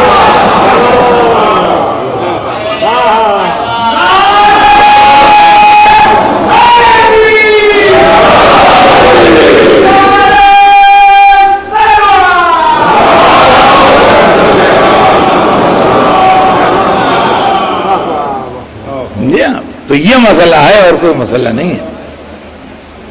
اور اس چیز کو بڑے بڑے علماء نے لکھا ہے. امام ابو حنیفہ نے لکھا ہے کہ جناب سیدہ نے پراپرٹی کا دعویٰ نہیں کیا. انہوں نے کلیئر بات لکھی ہے. کہا فاطمہ کو پراپرٹی دلچسپی اتنی سی نہیں تھی، انہوں نے پراپرٹی کا دعویٰ نہیں کیا تھا. انہوں نے جو دعویٰ کیا تھا وہ دربار سے اپنی سچائی منوانا چاہتی تھی. یہ تو ٹوکن پروٹیسٹ تھا، علامتی دعویٰ تھا، اصلی دعویٰ نہیں تھا. یہ اس دعوے کے ذریعے دربار سے اپنی سچائی منوانا چاہتی تھی. اگر خلیفہ صاحب ان کو سچا مان لیتے تو فوراً پلٹ کے اپنے شوہر کے حق کا دعویٰ کر دیتی وہ، اور چونکہ ابھی سچا مان چکے تھے لہذا فوراً کشتی سے اترنا پڑتا، کوئی دوسرا راستہ نہیں. خلیفہ سمجھدار تھے، وہ سمجھ گئے کہ ایک گڑبڑ ہے اس کے اندر، لہذا انہوں نے سیدہ کے سچے ہونے سے انکار کر دیا. اب میری باری ہے، میں کہوں گا بیوی آپ کی کامیاب سیاست پر جتنی مبارکباد دی جائے کم ہے. آپ نے اپنے دشمن کو دوراہے پر آگے کھڑا کر دیا. یا مجھے سچا کہو اور حکومت چھوڑو، یا مجھے جھوٹا کہو اور جنت چھوڑو.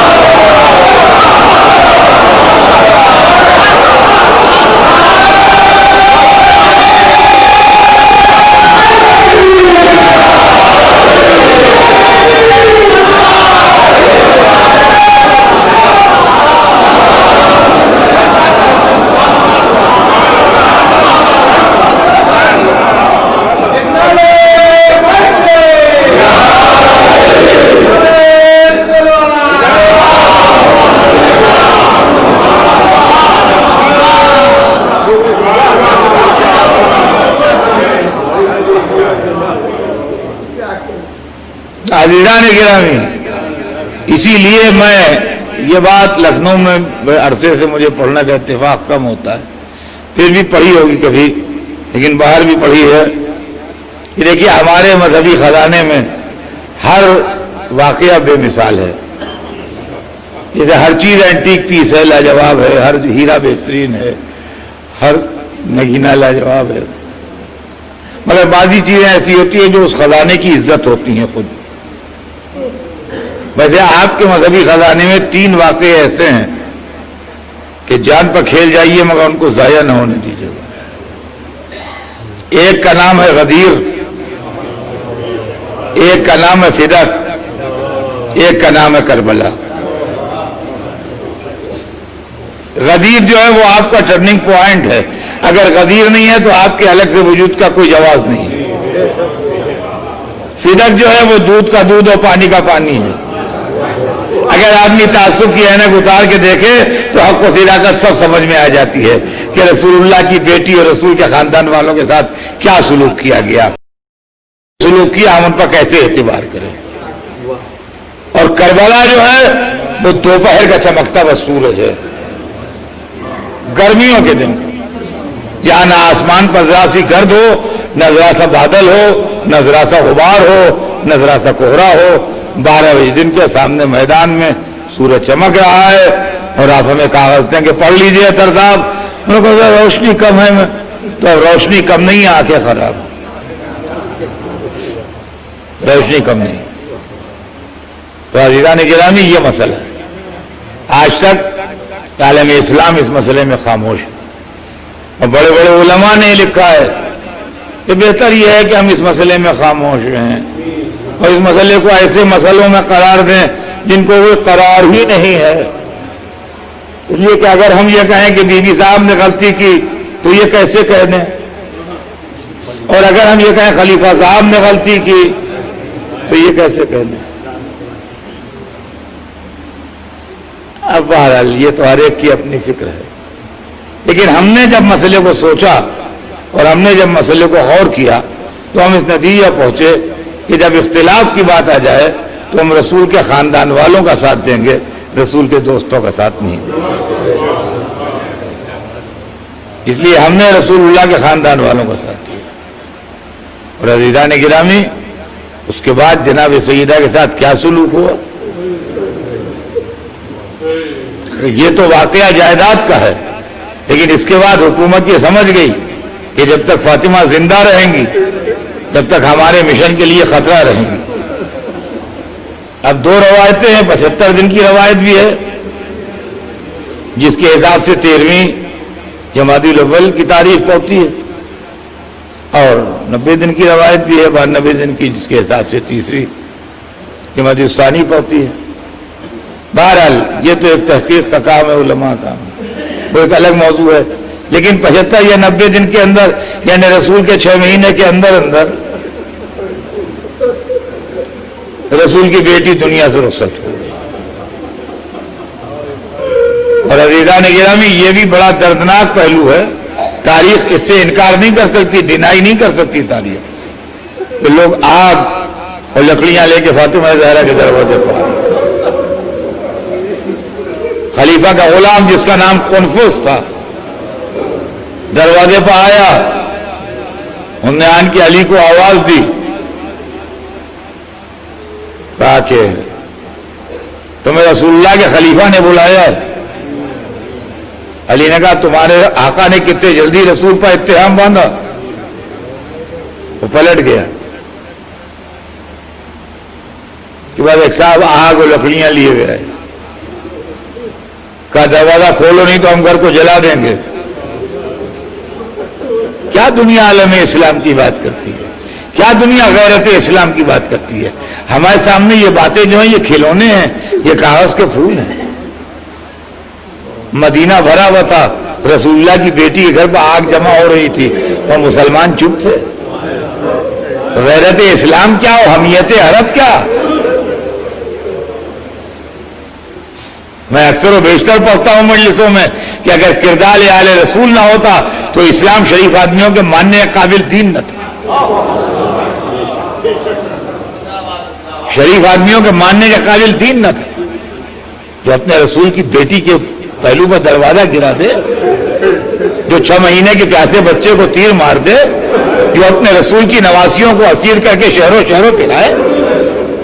کوئی شریفوں کا مذہب ہے؟ تمیزداروں کا مذہب ہے؟ انسانوں کا مذہب ہے؟ کہ جنگلیوں فریبیوں کا مذہب ہے؟ فسادیوں کا مذہب ہے؟ فاطمہ زہرا پسیزرا ہی کہا کیا اس گھر کو جلا دو گے؟ کہاں جو ہوگا ہم جلا دیں گے، چھوڑیں گے نہیں گھر کو. فاطمہ فریاد کر رہی تھی، تاریخ بتاتی ہے کہ دروازے کو دھکا دیا گیا اور رسول کی بیٹی دیوار اور دروازے کے بیچ میں آئی.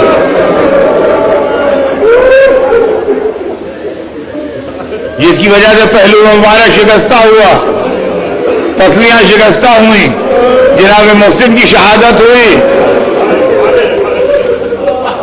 اور لوگوں نے علی کے گلے میں ریسمان ستم ڈالی، لے کے علی کو چلے. مصلحت وقت تھی جو علی چپ تھے، دین کی ضرورت تھی جو علی چپ تھے. جو کہتے ہیں جھوٹ ہے، شیر خدا کے گلے میں رسی کون ڈال دے گا؟ ہمیں تو یہ بھی جھوٹ ہے، خدا کے گھر میں بت کون بٹھا دے گا؟ کعبے میں بتوں کی روایت بھی جھوٹی ہوگی، اللہ کے گھر میں بت کون بٹھا دے گا؟ بعد میں مسلمانوں نے کر لیا ہوگا کافروں کو بدنام کرنے کے لیے کہ بت رکھے تھے کعبے میں. اللہ جو ہر شے پر قادر ہے، اگر اس کے گھر میں بت بٹھائے جا سکتے ہیں تو علی کے گلے میں رسی نہیں پہنچ سکتی. ادھر علی کے گلے میں رسی ڈال کے لوگوں نے کھینچی. علی بیعت نہیں کریں گے، قتل ہو جائیں گے، لیکن علی قتل ہو جائیں گے تو اسلام کی زندہ نہ رہے گا. فاطمہ نے اپنی جان دے دی، علی کو قتل ہونے سے بچا لیا. اسی عالم میں پیچھے پیچھے چلی، خلو ابا الحسن، علی کو چھوڑ دو. اور جب لوگوں نے نہیں چھوڑا تو کہا علی کو چھوڑو نہیں تو میں سر کے بال کھولتی ہوں. سلمان کہتے ہیں کہ ہم نے دیکھا مسجد کی دیواریں اونچی ہونے لگی، آثار قیامت نمودار ہونے لگے، لوگوں نے علی کے گلے سے رسی کھول دی. فاطمہ علی کو تو لے آئی بچا کے، مگر اپنی جان دے دی. اس واقعے کے بعد 3 دن زندہ رہی. تیسرے دن اسما کو بلایا، کہا اسما میں نے اپنے بابا کو خواب میں دیکھا ہے. اسما میرے بابا فرما رہے ہیں کہ سیدہ شام تک تو میرے پاس ہو. اسما میری دیرینہ تمنا پوری ہو رہی ہے. موت میری آرزو تھی، مگر اسما مجھے جنازہ اٹھنے کا طریقہ پسند نہیں ہے. یہاں پر 2 روایتیں میں نے پڑھی. ایک روایت یہ کہ اسما نے تابوت بنایا، ایک روایت یہ جبرائیل تابوت کا نمونہ لائے اور بی بی نے اس نمونے پر اسما سے بنوایا. بہرحال جو بھی روایت صحیح ہو، بنا اسما کے ہاتھوں. اور جیسے ہی اسما تابوت بنا کے لائیں، فاطمہ اپنا تابوت دیکھ کے مسکرائیں. تابوت دیکھ کے مسکرائیں. کہا اسما خدا تیرا دنیا و آخرت میں پردہ رکھے، تو نے میرے پردے کا اہتمام کیا.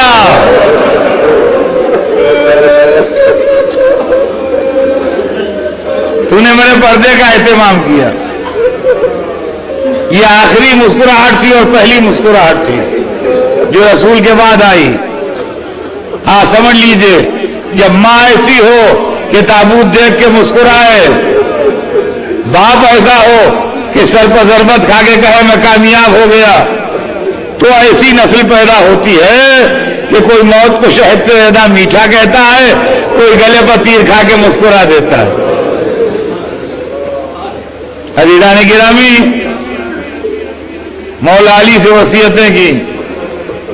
کہا میرا جنازہ پردہ شب میں اٹھائیے گا، دشمنوں کو میرے جنازے پر نہ آنے دیجیے گا، آپ ہی غسل دیجیے گا، آپ ہی کفن پہنائیے گا، آپ ہی دفن کیجیے گا، میری میت کے ساتھ کوئی روشنی نہ ہو. روایت بتاتی ہے کہ مولا علی شام کے قریب بی بی نے اسما کو بلایا. کہا اسما میری مدد کر، میں غسل کرنا چاہتی ہوں. اسما کی مدد سے غسل فرمایا، لباس تبدیل کیا، ایک حجرے میں گئی، کہا اسما مغرب کی نماز کے بعد آواز دینا، اگر جواب دوں تو خیر، اگر جواب نہ آئے تو اندر حجرے میں آ کے دیکھنا۔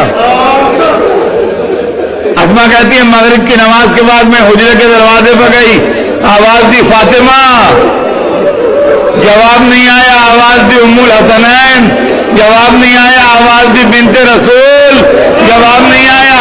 اسما کہتی ہے میں نے دروازہ کھولا، فاطمہ دنیا سے جا چکی تھی، ماتھے پر موت کا پسینہ تھا، آنکھیں بند تھی۔ اجرکم اللہ۔ مولا علی کو اطلاع دی، علی نے امامہ سر سے اتار دیا، کہا میرا آخری سہارا بھی ختم ہو گیا۔ روتے ہوئے بیت الشرف میں آئے، بچوں کو تسلی دی، کچھ لوگ دروازے پر آن کے بیٹھ گئے تھے۔ علی کے گھر سے ابو ذر نکلے، کہا آپ لوگ واپس جائیے، جب آپ کی ضرورت ہوگی تو آپ کو بلایا جائے گا۔ کچھ عورتیں آنا چاہتی تھیں، اسما نے نہیں آنے دیا، کہا بی بی نے منع کیا ہے۔ مولا علی نے مطابق وصیت غسل دیا، کفن پہنایا، کافور جنت سے حنوط کیا، میت کو صحن خانہ میں لا کے رکھا، چہرے سے کفن ہٹا کے بچوں کو آواز دی آؤ اپنی ماں کا آخری دیدار کر لو۔ بیٹیوں کو بلا کے ماں کی زیارت کرائی، بیٹوں کو بلا کے ماں کی زیارت کرائی۔ حسین آئے تو کہنے لگے میری ماں جب مریم دنیا سے گئی تھی تو عیسیٰ کو کلیجے سے لگایا